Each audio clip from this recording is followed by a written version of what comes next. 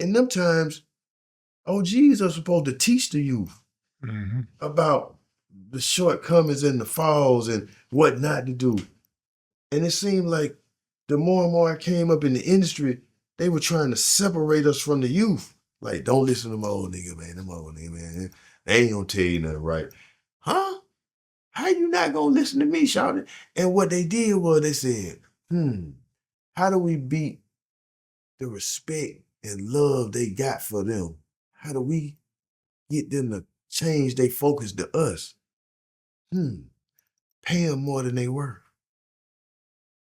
So what you did at the pandemic, start paying these kids more than what they worth.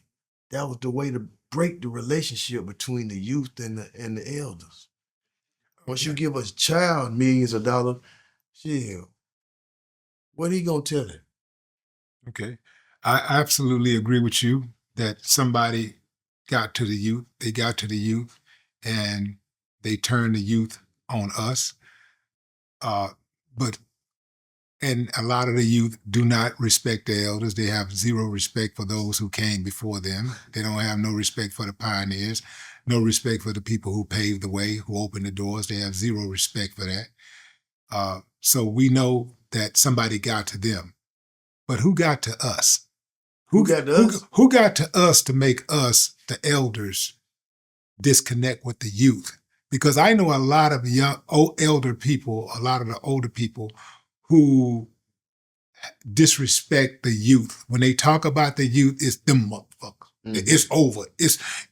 They crashed out. They'll say things like, "This generation is cooked," as if the youngsters can't read, as if the youngsters can't hear them talking. Yeah. And so my thing is like, to try to get an understanding. If the idea is for us to connect with the youth and for us to join forces, because one is not going to make it without the other. Yeah. Why do you think, because I know Shawn and I are a little older than you, but obviously when we would sit down with our elders, we were all ears because they had all the answers already. Yeah. Right. Why do you think the generation, even younger than you, you're not a child anymore, but why do you think they don't have that same respect for their elders to learn? What do you think it is? Yeah.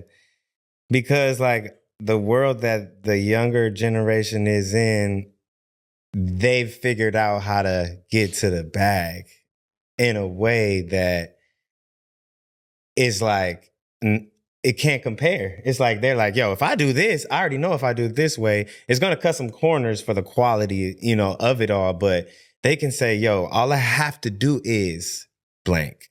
And then, they'll compare where they're at to where whoever the legend is right now. Because they're like, no matter what, we not tripping on what was in the past. They're only worried about right now. Like, you're not popping right now. Can I benefit right now? So you think it's less about longevity and more about microwaving? Yeah. Because they like what's popping. Because like what he's trying to preach, and what you're trying to, it's like, this is how you end up like me for 30 years being relevant versus 30 days being relevant. Mm-hmm. Yeah. I think that music, they're not basing it off the music and touring. They haven't even experienced that. They're not even thinking about that. They don't know what a radio sync check looks like. They don't know what a touring check looks like, a brand partnership. They just like, yo, if I can go viral, you know what I'm saying? Like, so they're looking to go viral. And I think that is where it's at, because even businesses are looking for the people that are viral to help promote their brand. Yeah. So it's like, they looking at it like, man, we know how to do this marketing thing a lot more than you do now. So, just let me do what I do. You know what I mean? They don't want to hear it. It's crazy. I hear you. They get caught up in the hype beast of a corporation knocking on their door or Eminem saying, yo, we want to use your record for this, that, and the third. And a lot of times it's a nice check, especially coming from where a lot of these kids come from. Sure, it's great, but understand this. If someone's able to give you $100,000 for your song, that means they're going to make 10 times that. Yeah.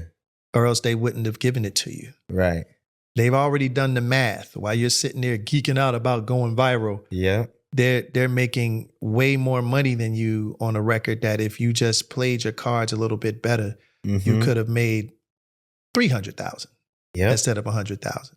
And this is the business acumen that a lot of these kids are not acquiring. Yeah. There's different ways to market stuff now, and that's due to technology, TikTok, the social media component, all of those other things, which a lot of us OGs are not privy to. So to the kids, it makes it look like, oh, you stupid. Exactly. That's what I'm saying. No, I get you said it. You said it quicker than I was right. No. I knew where you were coming from. So it's like, yo, because I hear that and I get that. You know, people look at this money. Look at this car. Look at this crib. Okay. Man, they pulling up pink G-Wagons. Like, yeah, right. How'd you get this? So you got to say what? Nah. Right. But then when you get into the deeper part of it, though, you realize that, wait a minute, that pink G-Wagon was leased.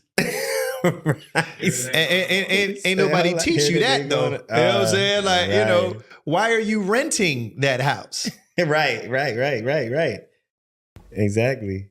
This is where us old guys come to kind of teach you how to really manage your life. Yeah.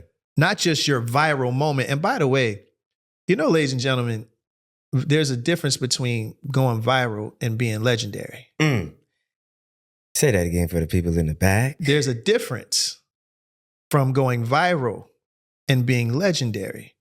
You know, the term viral comes from the word virus. Wow. The prefix. It's a virus. You're a virus for 3 months. And then there's two things that happen to viruses. They either spread and kill everybody, or someone kills it. So when you're becoming viral for the moment, and there are a lot of moments that's going on right now that people are trying to cash in on a viral moment, not understanding that a virus, you get over viruses. Wow. You know what I'm saying? Like you know, it's for the moment. You got your 15 minutes of fame. The clock runs out. What next, son? And this is all we're trying to convey. Do you. Please, because the music business is built on innovation. Yes. And regeneration and all of those things. Do the next new, be the next modern day Babyface, be the, you know, all of that. We need that in order for music to continue to progress. Yeah.